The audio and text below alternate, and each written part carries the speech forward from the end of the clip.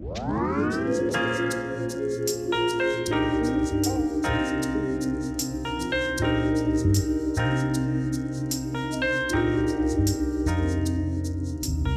everyone. Welcome back to the Art of Being a Woman. I'm your host, Courtney, and today we are discussing the art of releasing overthinking. This episode is for anyone that has a hard time getting out of their head. I believe that it happens to every one of us at some points in our life, and perhaps in specific areas of our life where we have more doubt and more fear and a lack of trust in ourselves. But it is possible to break the habit of overthinking because overthinking is truly harmful. I believed that harmful things are only things that are physically harmful, whether it's something that is harmful to your health, to your safety, you name it. But there's really many things that go on within us internally that we do to ourselves, and it's almost invisible. It harms us quietly behind the scenes, and we don't realize it until it becomes this big monster that we have to face. And so that is why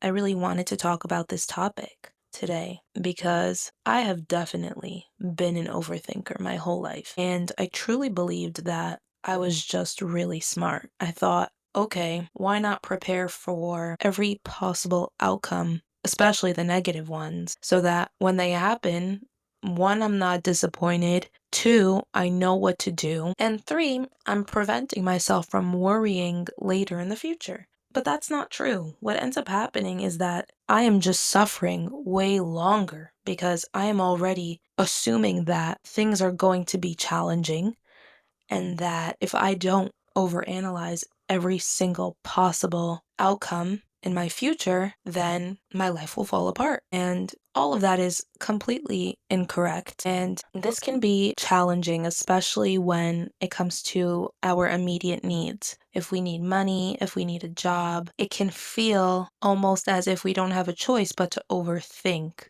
the worst case scenarios. So we are going to get straight into 4 steps from my Instagram account, She is Artfully Woman, where I talk about a lot of the topics we discuss on the podcast in a written format. So if you're interested in that, please go join me over there. Now, the 4 steps are as follows. We have 1, predicting the future never works. Step 2, overthinking turns life into a struggle. Step 3, intuition speaks before fear interrupts. And step 4, life moves when we let go. Let's get into it. Step 1, predicting the future never works. The funny thing about overthinking is that what it truly does is it prevents us from making a decision, and it prevents us from taking action in our life. Many times we believe that overthinking is an action. We are doing something. We are weighing the pros and the cons, and this is good. But in all honesty, we have no control over the future. We don't have control over things that happen outside of us. We only have control over what's going on within us. And so that includes our mind and our thoughts. I understand that as an overthinker, many times we have these intrusive thoughts that are almost triggering anxiety, and they're triggering our fears, and they're triggering our doubts. And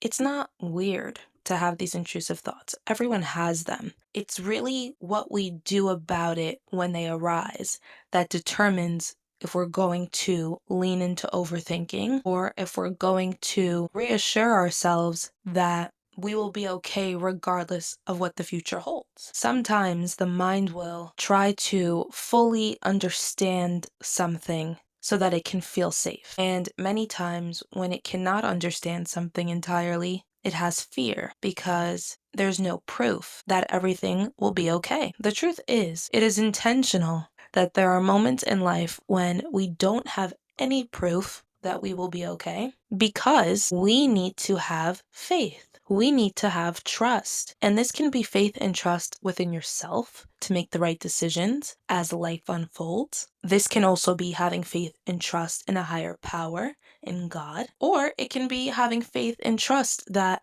everything happens for a reason. And so it's important that when the urge to overthink arises, that we really shut it down with certainty. We shut it down with absolute trust in ourselves, trust in a higher power, whatever works for you. wherever you put in your faith when you have no one else to turn to. It might be very hard to do this in the beginning if you are not used to letting go of the outcomes in your life, but over time, it will become a lot easier. And the funny thing is with life, because I've noticed this within my own life, once I started letting go of expected outcomes, and once I let go of just predicting scenarios and how they're going to turn out, they always ended up turning out better than I expected. And I also was always really capable of thinking quickly on my feet. And it's not because I'm a smart person, it's because we have intuition. We have an inner voice that guides us at all times. And so, if you do not entertain the voice that has fear and the voice that is doubting everything and the voice that is encouraging you to overthink and to spiral, then your intuition will speak and it will guide you in the right direction. This may sound like blind faith, and it is, because the ultimate test of trusting that you will be okay is having blind faith. You can't always have proof that you will be okay, because then do you really trust in yourself? Do you trust in a higher power if you always need proof? And so, whenever you feel yourself trying to predict the future and having a hard time releasing the outcome of what the future holds, remind yourself that you will not reach certainty in your overthinking. The only thing that will lead you to peace of mind when you are feeling unsure of what the future holds is by trusting in yourself, trusting in a higher power, and letting it go. Step 2. We have overthinking turns life into a struggle. I honestly have overthought so many things in my life so much that I turned something into a struggle and it really wasn't that big of a deal. Something that I have been working on for the past couple of months is work. Many times I set multiple alarms so that I wake up very early, and I do usually go to sleep very late. So part of me gets nervous. Am I going to hear my alarm? Am I going to sleep through it because I'm so tired? Whatever the case may be. And there were some days I wouldn't hear my alarm and I would be an hour to 2 hours late. Luckily, I'm an independent contractor, so nothing happens if I'm late. But I do understand that I have responsibilities and I like to fulfill them. I would get frustrated with myself in the beginning because on the days that I would wake up late, I would get ready for work in a panic and I would get ready for work feeling anxiety and fear, even though nothing bad would happen. It would extend past getting ready for work. It would also be on my drive to work. I would feel more anxious on the road and I would feel more impatient, and all of a sudden, sitting in traffic became unbearable when in reality, there's always traffic. I live in a busy city and it never seems to bother me when I'm on time. It's only when I'm running late. And so when I realized that all this fear and all this anxiety and all this pressure that I'm putting on myself for being late was actually stressing me out and it was really ruining my mood, I realized I have to do something different.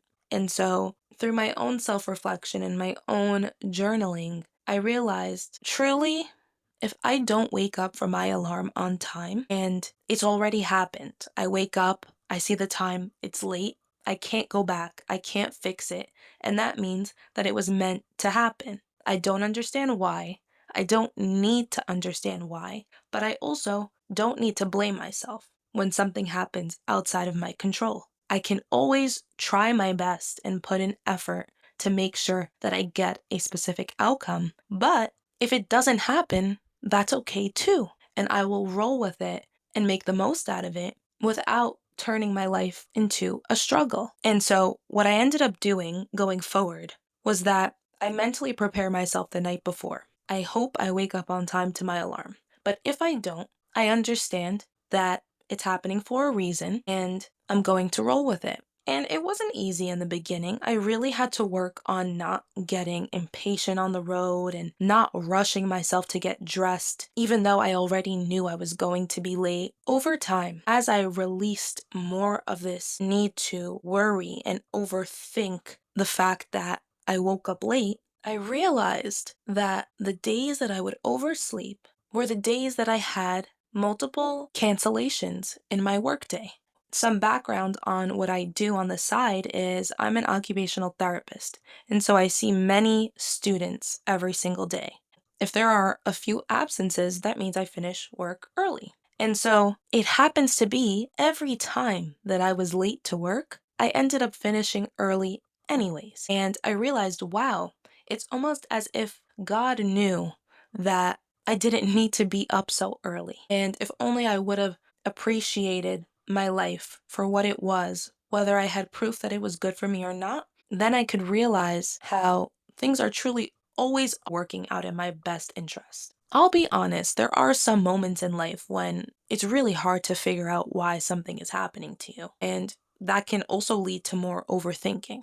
But trust that it's a process. There's many things that we've gone through in life that we couldn't wrap our head around until we just experienced life for many years. Think about our childhood. Most people experience a difficult childhood, and some don't ever realize how it could have truly been for their benefit. Others use their childhood as fuel to never allow themselves to be a victim in life ever again. And so it's all about perspective, and it's all about where you focus your mind. And so if you're going to focus your mind on things being a struggle and things not working out for you and always having to prepare for the worst, then that's all you're going to see in life. But if you're going to accept life for what it is, regardless if it's your plan or not, then you're releasing that need to worry. And you will see that there really isn't that much of a reason to worry. Things always work themselves out. We just have to come to terms with it. Step 3, we have intuition speaks before fear interrupts. This is a powerful step. For most of my life, I knew that intuition was a thing. I think as women, we all know. Women naturally, I believe, are born more spiritual. And so we know that there's an inner voice that guides us. If we sense danger or if we have this feeling that someone around us is not being genuine, we feel that. And we can't explain it. We don't have proof. And many of us don't care. We don't need proof. We don't need everything to be logical to understand that something is just true. And that is one of the beautiful superpowers in being a woman. Now, we have intuition, but we also have an ego. All of us, men and women, we have an ego. And so, ego is the root of our fears because intuition is coming from our soul. What happens when we receive intuition, our ego will quickly try to override it with fear and doubt and anxiety. And it's going to do it all in the name of logic. Are you sure that that's a good idea? Are you sure you're going to be safe? Are you sure that you're not about to waste your time? Are you sure that it's even going to work out? Are you sure that it's meant for you? You name it. We all know how overthinking works. We all know how self-doubt works. And the truth is, it really isn't us. We don't want to doubt ourselves. We don't want to have fear. We don't want to have anxiety. But what happens is every time we entertain these thoughts and these fears, and we allow ourselves to believe that we are scared and we do doubt ourselves, the fear becomes a lot louder than the intuition. And the intuition doesn't compete at all because it doesn't care about outcomes. It knows that you will be okay regardless. If you experience a situation in your life that is triggering your self-doubt, your intuition will speak to you. It won't be too loud, but it'll be giving you a suggestion. And a way that I know that something is my intuition and not my ego is that it will suggest something to me, but it won't judge me whether or not I do it. Sometimes I'll have an idea such as, you should create this post on this topic. As I listen to my intuition and I start creating my post, I then receive thoughts throughout the way. Sometimes it will tell me that my ideas are sounding repetitive. Sometimes I'll even receive a thought that tells me, what if one day you run out of inspiration? I say this example because that's always what's happening within us when we're overthinking. Imagine the devil on one shoulder and the angel on the other. It's exactly that. You can feel inspired and excited and have a desire to achieve something. That's your intuition. And then the devil has a job to oppose you and to challenge you, to see if your desire is truly strong enough, to see if you're really willing to push past your worries so that you can step into who you really are. And so, with overthinking as a whole, no one wants to be an overthinker. It's not fun. It's not something that we brag about. It's something that we all understand it hinders us. And so, when you do feel like you're being dragged into a spiral and you catch yourself overthinking, remind yourself this is not who you want to be. This is not something you want to be doing with your time and your energy. It will drain you and it will distract you from the truth of what you really want. Sometimes we know deep down what we want when we're overthinking. We know deep down what we want to do and we know how we feel. But many times it can be hard to admit it to ourselves because perhaps we've been ignoring our intuition for a while. We've been ignoring how we feel. We've been ignoring what we want. And so it's important to catch that. We can't outrun our intuition. Over time, if we don't get the hint internally, externally, life is going to become chaotic until we realize that we have been getting in our own way. A tip for this step that I like to do for myself is I ask myself, if I had no fears, if I had no insecurities, if I had no doubts, what would I choose? If nothing could go wrong, what would I choose? And that's usually the answer. Step 4.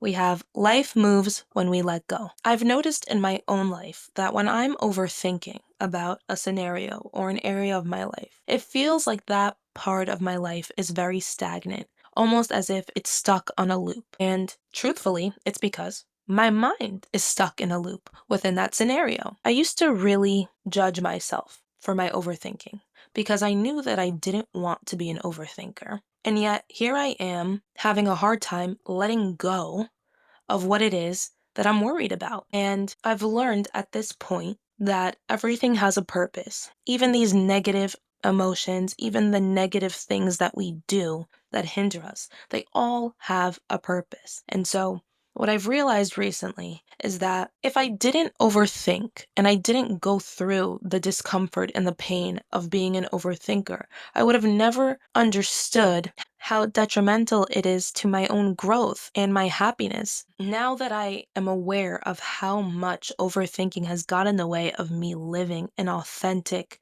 and happy life, it's a lot easier for me to challenge these intrusive thoughts that are trying to trigger my doubt and my fears and to get me stuck in this spiral of worry and overthinking.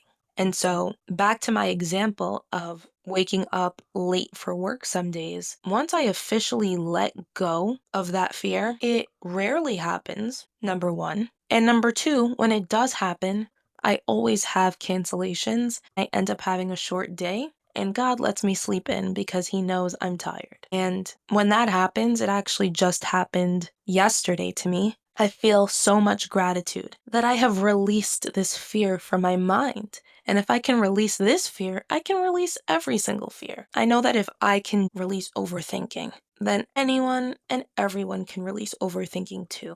Overthinking was truly one of my most constant states of being. Even if nothing was truly wrong in my life, I would find something to worry about. I would find something to overanalyze just so that I can feel in control of my own life. And now I truly have peace of mind. Now my mind is able to receive more intuition and I can be more creative and I feel inspired more and I dream more and I have new desires for my life because I no longer waste my time and my energy towards negativity, towards worry, towards doubt. And I hope that this episode helps you start doing the same for yourself. Thank you so much for taking time to listen to this week's episode. If you enjoyed this, I would really appreciate it if you can rate this podcast and share it with a friend, share it with a family member, share it with anyone that you know that also goes through this because we're all in this together. This happens to the best of us, and you never know who it might help. I hope you have a great week. I love you all. Until next time, bye for now.